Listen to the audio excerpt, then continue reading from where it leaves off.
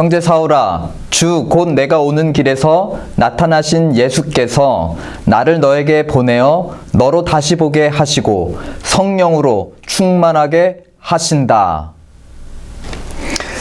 사울은 하나님을 위한 열심이 가득했던 자였습니다. 그래서 그가 생각하기에 하나님을 모독하는 자, 즉 예수를 따르는 자들을 잡아들이기 시작합니다. 그 열심이 얼마나 컸던지 멀리 외국 성인 다메섹까지도 쫓아가서 예수 믿는 무리들을 잡아오려고 하였습니다. 다메섹 가는 길에 그는 부활하신 예수를 만나게 됩니다. 그리고 그 영광 앞에 눈이 멀어 마치 죽은 자와 같이 되죠. 예수님은 그의 제자들을 사울에게 보내십니다. 아나니아를 통해 눈을 뜨게 하시고 성령 충만함을 받게 하십니다. 또한 그를 죽이려고 하는 유대인 사람들로부터 다메섹 형제들을 통해 피신을 시킵니다. 그가 예루살렘에 왔을 때 아무도 그의 회심을 믿지 않았지만 바나바의 중재를 통해 그는 예루살렘 교회와 관계를 회복합니다. 또 유대인들이 그를 살해 위협하였을 때 여러 형제들의 돌봄을 통해 그는 예루살렘을 떠나 가이사랴를 거쳐 그의 고향 다소로 안전하게 피신하게 됩니다. 이후 사울 혹은 바울은 이렇게 고백합니다. 나의 나된 것은 오직 하나님의 은혜라. 그러나 그를 만지시고 당신의 그릇으로 빚으신 하나님의 은혜는 아나니아와 또 바나바와 또 이름 모를 여러 형제들의 헌신을 통해 그에게 임하였습니다. 오늘 본문에서 주님께서는 베드로 사도를 또 다른 누군가에게로 보내십니다. 그를 하나님의 은혜로 부르시기 위하여 베드로를 보내십니다. 보내시는 곳에 부르심이 있고 부르심이 있는 곳에 하나님의 말씀이 선포가 됩니다. 그런 점에서 오늘 우리가 대하는 본문 사도행전 10장은 사도행전 9장과 매우 비슷한 이야기입니다. 아나니아와 사울, 서로 만나서는 안 될 사이였죠. 도망자와 추적자 사이의 만남이었습니다. 그런데 그들은 서로 기도하는 가운데 서로 만나게 되었습니다. 오늘 본문에서 베드로와 고넬료가 만나게 되는데요. 이 두 사람 역시 만나서는 안 되는 사이였습니다. 한 사람은 유대인, 또 한 사람은 이방인. 그 이방인 중에서도 특별히 유대인들을 지배하고 있는 로마 군인이 바로 고넬료였습니다. 그런데 이 만날 수 없는 유대인과 이방인 사이가 또한 서로 기도하는 가운데 주께서 기도 가운데 나타나셔서 그들을 이미 만나게 해 주십니다. 그렇다면 아나니아와 사울의 만남처럼 베드로와 고넬료의 만남도 그 끝이 아름다울까요? 그 끝에 하나님의 부르시는 은혜를 우리는 목격하게 될까요? 그거보다 더해서 우리 주님은 왜 계속해서 만나서는 안 되는 사이를 계속해서 만나게 해 주시는 것일까요? 이러한 질문들을 가지고 오늘 우리 사도행전 본문 10장 안으로 걸어 들어가 보도록 하겠습니다. 우리 잠시 기도하시겠습니다. 거룩하신 하나님 아버지, 아나니아는 예수 믿는 자를 잡으러 다메섹에 오는 사울에게 찾아가라는 주님의 음성을 듣고 혼란스러워 하였습니다. 오늘 우리가 사도행전 10장 본문에서 만나는 베드로 역시 이방인 로마 군인 고넬료에게 찾아가라는 주님의 음성을 듣고 그는 혼란스러워 했습니다. 그러나 성령의 인도하심을 따라 그 길을 간 끝에 보냄받은 자는 하나님께서 부르시기로 작정한 자를 만났고 하나님의 말씀 안에 그들은 함께 성령을 받은 형제가 된 것을 보게 됩니다. 주님, 우리 삶 속에도 주님께서 왜 이렇게 행하시나 우리를 혼란스럽게 하는 상황들이 있습니다. 그러나 부르신 우리의 목적이 있듯이 또한 보내시는 목적이 있을 줄 믿습니다. 특별히 우리가 만나서는 안 되는, 또 만나기를 껄끄러워하는 자들 가운데 우리를 보내실 때에 주님 성령의 음성에 순종하게 하여 주시고, 그 자에게도 때를 얻든지 못 얻든지 말씀을 전하게 하시고, 주님의 허락하심이 있거든 주께서 그런 자들을 부르시는 아버지 영광된 자리로 우리를 초대하여 주시옵소서. 이 모든 혼란의 끝에 새로운 일들을 행하시는 우리 하나님을 신뢰하고 바라보며 오늘 본문을 통해 더 알아가길 원합니다. 말씀하시고 나타내어 주시옵소서. 감사하며 우리 주 예수 그리스도의 이름으로 기도드렸습니다. 아멘. 그리하여 온 유대와 갈릴리아와 사마리아 교회가 평안하여 든든히 서가고 주를 경외함과 성령의 위로로 진행하여 수가 더 많아지니라. 지난 시간 살펴본 9장 본문의 결론이었습니다. 그 이후로 한 몇 절, 10여 절 정도 남은 부분이 있는데요. 이렇게 든든히 세워져 간 결과 베드로 사도 역시 유대와 사마리아와 갈릴리 땅을 두루 다니며 교회를 든든히 세워갑니다. 예루살렘에서 루따로, 루따에서 욥바로 행하며 예루살렘 서쪽 유대 지역을 돌아다니며 그곳에 있는 교회들과 또 그리스도인들을 든든히 세워갑니다. 사도 베드로가 욥바에서 그렇게 지내고 있던 어느 날 9절에 보니 오후 유대인의 시간으로 제6시 혹은 우리 시간으로 12시 그는 지붕에서 기도를 하고 있었습니다. 유대인들은 하루에 2번 정해진 기도 시간에 기도하는데요. 그 시간은 오전 9시와 오후 3시로 성전에서 번제를 2차례 드리던 그 시간에 유대인들은 정해진 시간을 따라 기도하였습니다.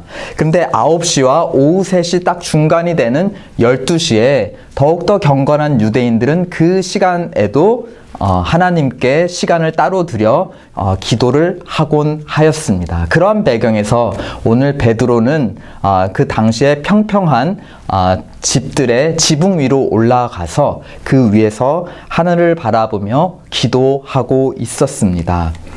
근데 본문 11절과 12절을 보니 그가 허기를 느끼는 중에 환상을 보게 되는데요.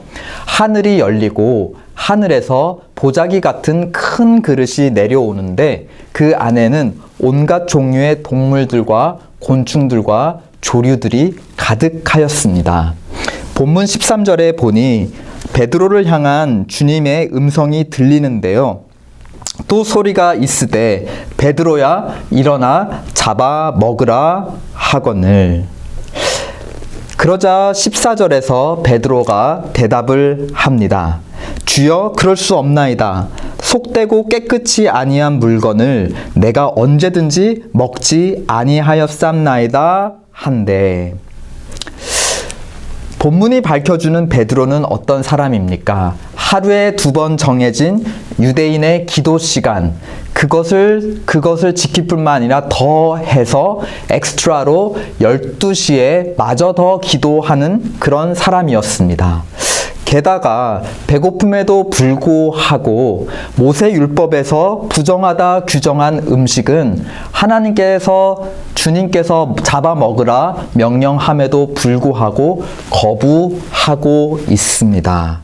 그는 어떤 사람인 것을 오늘 본문이 밝혀주고 있습니까? 그는 모세율법을 충실하게 따르는 뼛속까지 유대인이었습니다. 예수를 주님으로 믿고 있지만 여전히 유대인으로서의 정체성까지 버리고 있지 않은 그런 모세의 율법을 충실하게 따르는 그런 뼛속까지 유대인이 바로 베드로였습니다. 그러자 주님이 2번째로 베드로에게 말씀하시는데요. 본문 15절. 하나님께서 깨끗하게 하신 것을 내가 속되다 하지 말라 하더라 말씀하셨습니다. 그러니까 이 하늘에 계신 주님과 이 옥상에 올라 있는 베드로 사이에 지금 큰 그릇이 내려져 있고 그 안에 온갖 동물들과 곤충들과 그 다음에 조류들이 가득해 있는데요. 이것을 사이에 두고 지금 하늘에 계신 주님과 베드로가 먹으라 못 먹겠다, 먹으라 못 먹겠다 이렇게 3번이나 실랑이가 오가며 옥신각신하고 있는 그런 상황을 오늘 우리 본문 10장에서 우리는 살펴보고 있습니다. 제가 어렸을 적에 저희 아버님하고 이렇게 음식을 사이에 두고 왔다 주거니 받거니 돌려주거니 하며 실랑이를 몇 번 한 적이 있었는데요. 그런 음식 중에 하나가 바로 생선 머리였습니다. 저희 아버지가 이제 어두육미다. 그쵸?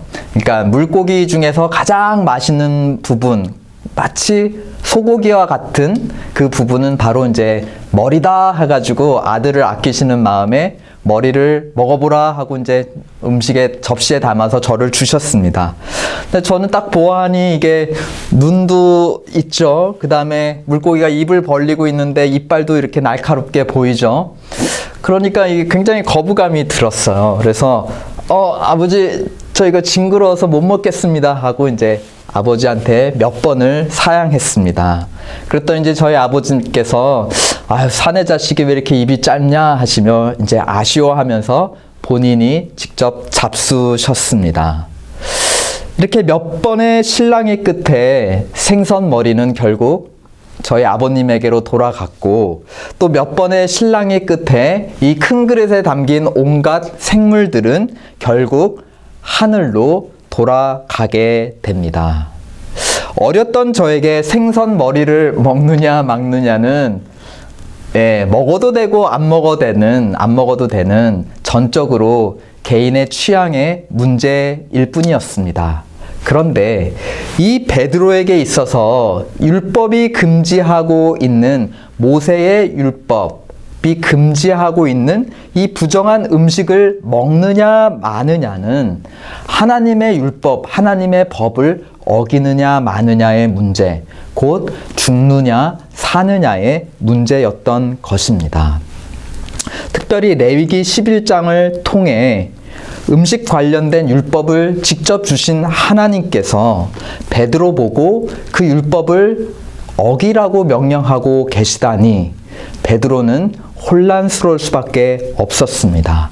그래서 17절에 그 음식이 하늘로 되돌려 올라간 후에 베드로의 반응을 그 상태를 17절이 기록하고 있습니다. 베드로가 본 바 환상이 무슨 뜻인지 속으로 의심하더니 의심했다. 이게 무슨 뜻일까? 의심했다. 어떻게 보면 조금 너무 고상한 표현이기도 한데요. 좀 더 이 상황에 적절한 직설적인 표현은 이 환상이 도대체 무슨 뜻인지 혼자 어리둥절했다. 혼자 어안이 벙벙했다라는 표현이 좀 더 직설적이고 이 당시에 베드로가 느꼈던 혼란을 더 잘 표현해 주는 것일 것입니다. 지금 오늘 본문 베드로가 느끼는 혼란, 그 혼란의 배경에 먼저 말씀드렸듯이 레위기 11장에 유대인으로서 하나님의 거룩한 백성으로서 어떠한 음식을 먹어도 되고 어떠한 음식은 먹어서는 안 되는지 그러한 규례가 기록되어 있는 레위기 11장을 우리는 살펴볼 필요가 있습니다. 레위기의 전체 주제는 하나님의 거룩한 백성으로 살아가기 위한 생활 지침서 혹은 생활 매뉴얼이라고 말할 수 있겠습니다. 그 레위기의 시작부터 첫 1장부터 10장까지는 내용을 살펴보니 제사 매뉴얼로부터 시작을 합니다. 즉 하나님의 거룩한 백성으로 살아가기 위한 첫 번째 생활, 가장 중요한 생활 행동 지침 무엇이라는 겁니까? 하나님께 제사를 올려드리는 것입니다. 그래서 번제니 소제니 화목제니 속죄제니 이런 여러 가지 종류의 제사들을 소개하면서 어떤 경우에 이 제사들을 행하며 그 경우마다 어떤 음식을 어떻게 하나님께 바쳐드려라 라는 것이 바로 레위기 1장부터 10장까지의 내용입니다. 그 끝에 이제 레위기 11장에 이제 하나님께 바쳐드리는 음식에서 주제가 그 하나님의 거룩한 백성들이 먹는 음식으로 초점이 옮겨집니다. 하나님께서 받으시는 음식에서 이제 11장부터 그에게 속한 백성들이 먹는 음식으로 초점이 바뀌어집니다. 거기에는 언약 백성으로서, 거룩한 언약 백성으로서 먹어야 될 거룩한 음식과 또 먹지 말아야 될 거룩하지 못한 음식들이 자세하게 소개가 되고 나열이 되어 있습니다. 그래서 그 끝의 결론에 1장부터 11장까지의 결론이 바로 레위기 11장 45절인데요. 이렇게 기록되어 있습니다. 나는 너희 하나님이 되려고 너희를 애굽 땅에서 인도하여 낸 여호와라. 내가 거룩하니 너희도 거룩할지어다. 거룩한 하나님의 백성으로서 거룩하게 살아가야 될 언약 백성들의 그 거룩한 생활의 첫 시작, 무엇에 관한 것으로 시작하는 것입니까? 음식을 가려서 하나님께 제사로 드리는 것부터 시작해서 음식을 가려서 백성들이 먹는 것으로 거룩한 백성으로서의 생활이 시작된다라는 것입니다. 그런 면에서 하나님의 백성들은 거식가라고 말할 수 있겠는데요.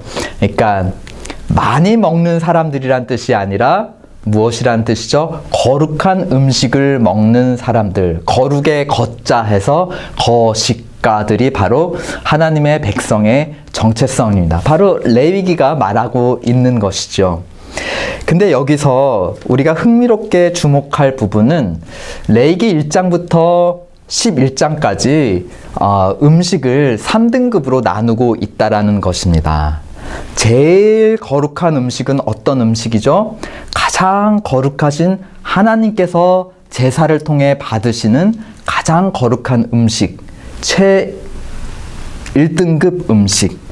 그 다음 2등급 음식이 있다면 그 하나님 아래 거룩한 백성으로 살아가는 그 이스라엘이 먹어도 되는 두 번째 거룩한 음식, 그리고 세 번째 등급의 음식이 있다면 하나님께 바쳐서도 안 되고 심지어 거룩한 백성조차도 먹어서는 안 되는 불결한 음식, 즉 누가 먹는 음식이라는 뜻입니까? 이스라엘 사람들이 아닌, 유대인이 아닌 그 밖에 다른 이방인들이나 먹는 음식, 그것이 바로 제3등급 음식이었습니다. 여기서 흥미롭게 또 주목할 부분은 무엇을 먹느냐, 누구인가에 따라서 먹는 음식이 정해져 있고, 혹은 무엇을 먹느냐에 따라서 그 사람의 정체성이 정해지게 된다는 것입니다. 오늘날에도 우리가 올게닉 푸드, 그쵸?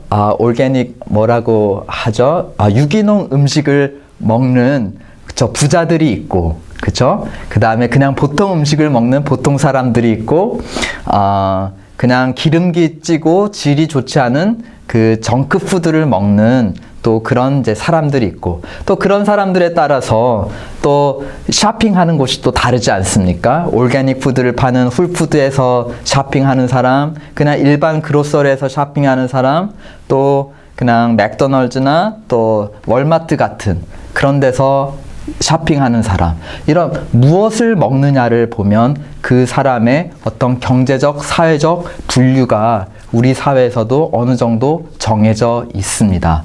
이 율법, 레위기에서 말하고 있는 이 음식 관련한 율법에서도 무엇을 먹느냐가 그만큼 중요하다는 것을 우리에게 말해주고 있고, 거룩의 시작은 어떤 음식을 먹느냐, 그쵸? 그것으로 시작되고 있다는 것을 우리에게 밝혀주고 있습니다. 그러니까 이방인들이 먹는 음식을 먹지 말라라는 것은 그 음식을 먹는 이방인들과 어떻게 하지 말라는 의미도 되는 것이죠. 함께 어울리지 마라. 그들과 함께 그 음식을 먹으며 식사 교제하고 그들과 섞이지 마라. 너희는 구별된 하나님의 백성이다. 그것을 구별된 하나님의 백성으로서의 정체성을 가장 단적으로 보여주는 상징이 바로 음식이었습니다. 그런데 오늘 본문 베드로가 기도하다가 본 환상에서 지금 레위기 11장에서 금지한 하나님의 백성으로서 먹지 말아야 될 금지된 부정한 음식이 내려왔고 그것을 주님께서 베드로에게 먹으라고 명령하고 계신다는 것입니다. 곧 이방인들이나 먹는 음식을 지금 유대인 베드로로 하여금 먹으라고 명령하셨다는 것입니다. 그런데 흥미로운 것은 이 음식이 지금 하나님이 계시는, 주님이 계시는 거룩한 하늘에서부터 내려왔다가 다시 하늘로 올라갔다라는 점이 굉장히 흥미롭습니다. 왜 그렇습니까? 하늘은 어떤 곳이죠?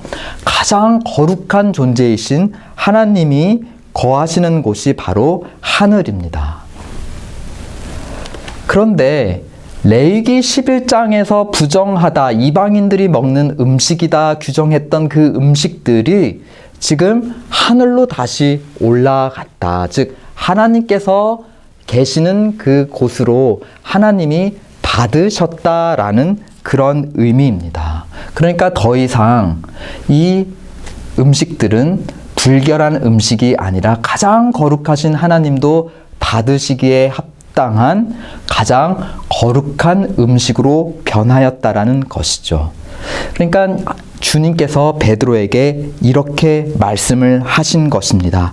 하나님께서 깨끗하게 하신 것, 그래서 하늘로부터 왔고 너에게 권했고 내가 다시 하늘로 받는 것, 내가 깨끗하게 한 것, 하나님께서 깨끗하게 하셔서 하늘에 속한 것을 땅에 있는 너 베드로가 더럽다 거부하지 말라라는 것입니다. 만약 무슨 음식을 먹냐 자체가 그 사람의 정체성을 상징한다면, 그리고 하나님께서 이방인들이 먹는 부정한 음식도 깨끗한 것으로 받으셨다면, 올려 받으셨다면 그것이 무엇을 의미하는 것이겠습니까? 지금 단순히 음식이 깨끗하냐 더럽냐, 음식을 받느냐 마느냐, 지금 그런 문제가 아닌 것이죠. 음식이 무엇을 상징한다고요? 그것을 먹는 사람의 정체성, 거룩성을 상징하고 있습니다. 그렇다면 그 음식, 이방인들이 먹는 음식을 지금 하나님이 하늘로 돌려받으셨다라는 것은 유대인뿐만 아니라 지금 누구까지도 하나님께서 당신의 거룩한 백성으로 올려 받으신다는 뜻입니까? 바로 하나님께서 이방인도 자신의 거룩한 백성으로 받으시길 원한다라는 그런 뜻이 아닐 수 없습니다. 본문 19절부터 베드로가 혼란에 빠져 그 뜻이 무엇인지, 주님의 뜻이 무엇인지 혼란스러워하는 그때에 바로 이방인 고넬료가 보낸 사람들이 그를 찾아옵니다. 그러자 성령께서 베드로에게 그들을 따라가라 명하십니다. 그러자 베드로는 여러 다른 유대인 그리스도인들과 함께 고넬료가 있는 가이사랴를 방문하게 됩니다. 그 길의 끝에서 고넬료 집의 문이 열리며 베드로는 무엇을 보았냐? 본문 27절에서 고넬료의 일가족과 그의 오랜 친구들이 그 집에 모여 있는 것을 보게 됩니다. 유대인으로서는 만나서는 안 되는 만남이 이루어진 것입니다. 그때서 그제서 이 베드로는 환상의 뜻을 깨닫게 됩니다. 본문 34절과 35절 다 함께 읽으시겠습니다. 시작. 베드로가 입을 열어 가로되 내가 참으로 하나님은 사람의 외모를 취하지 아니하시고 각 나라 중 하나님을 경외하며 의를 행하는 사람은 하나님이 어떻게 하신다? 받으시는 줄을 깨달았도다. 지금 환상에서 본 것은 음식이었습니다. 그렇죠? 하나님이 음식을 하늘로 받으셨습니다.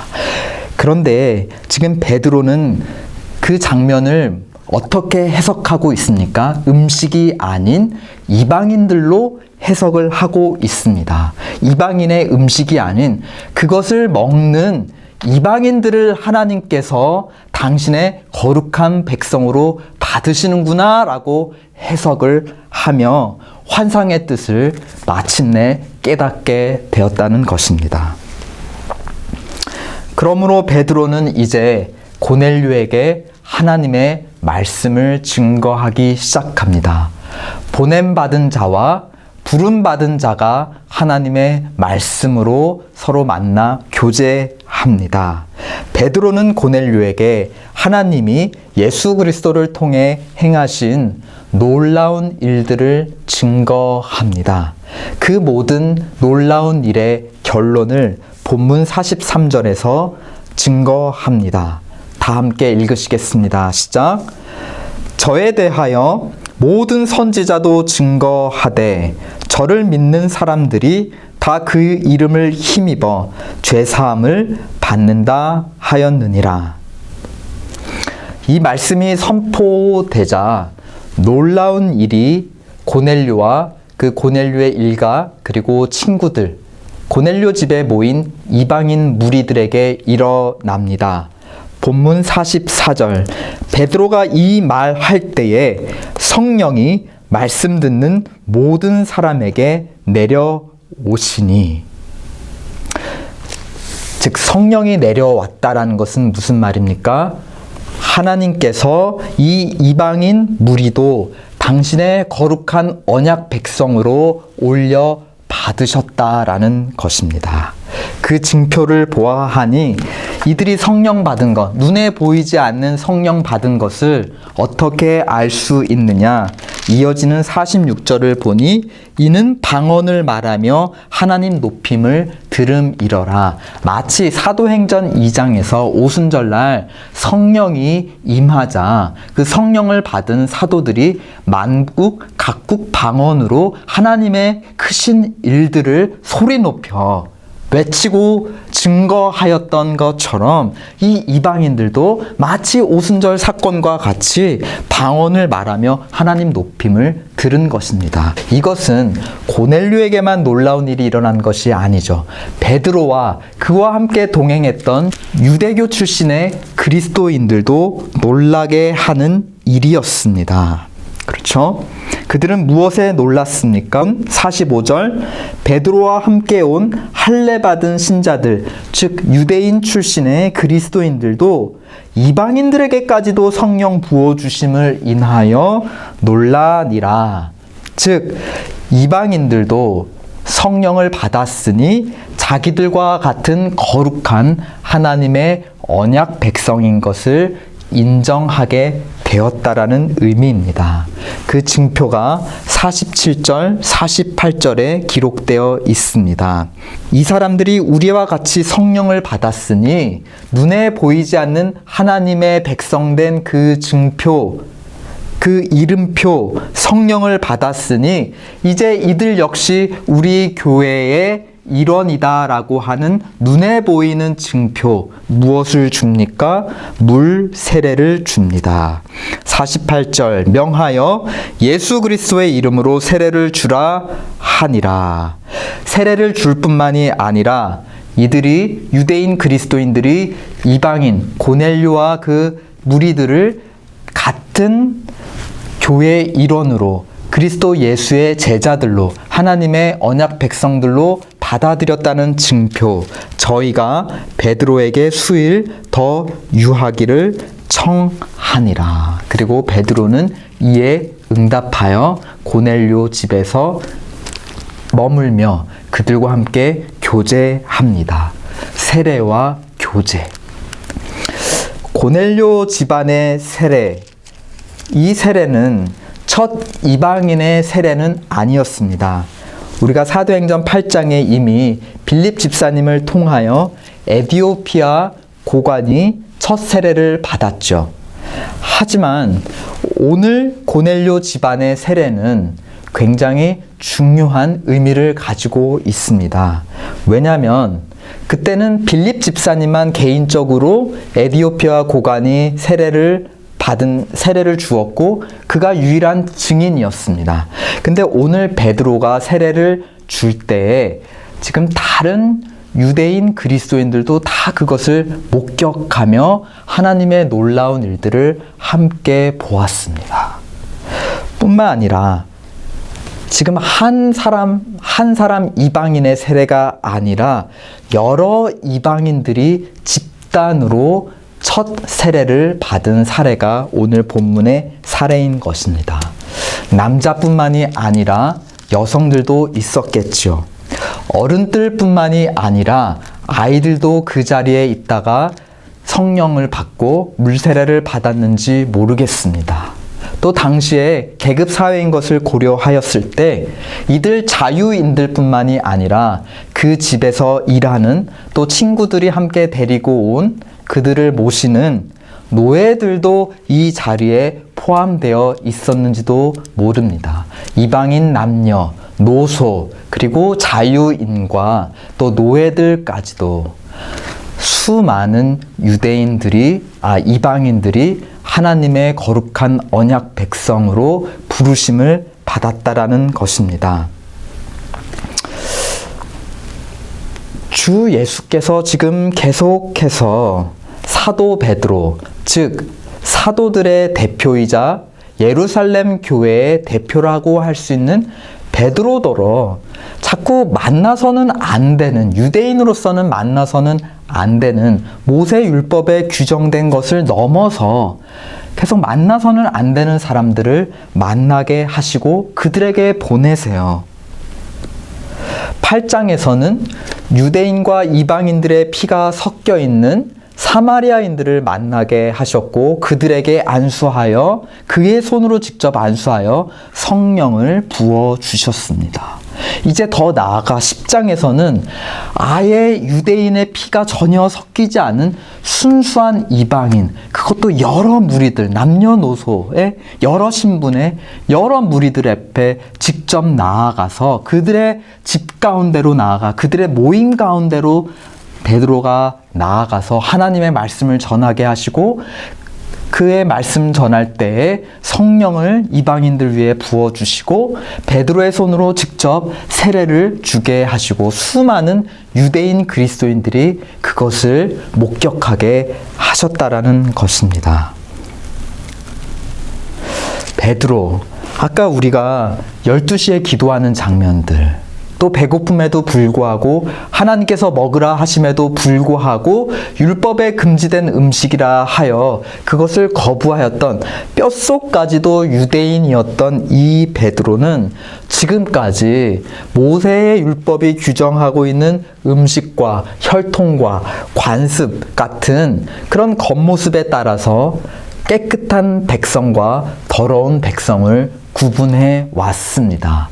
그런데 오늘 고넬료를 만난 이후부터는 이런 다양한 겉모습에 상관없이 오로지 단 한 가지 기준에 따라서 하나님의 백성인지 아닌지를 구분하기 시작합니다.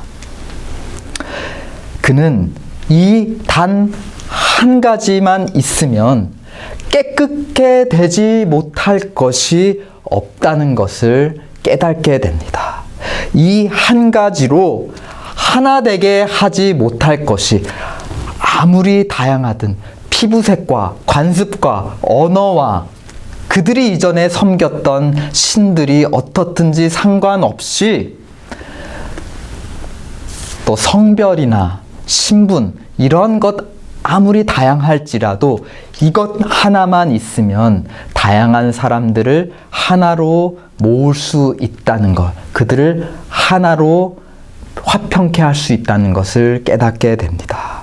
그는 이것으로 말미암아 지금까지 온 인류의 역사상에서 한 번도 출현하지 않았던 새로운 민족, 새로운 거룩한 민족이 탄생하는 것을 오늘 본문 10장을 통해 고넬료와의 만남을 통해 깨닫게 됩니다.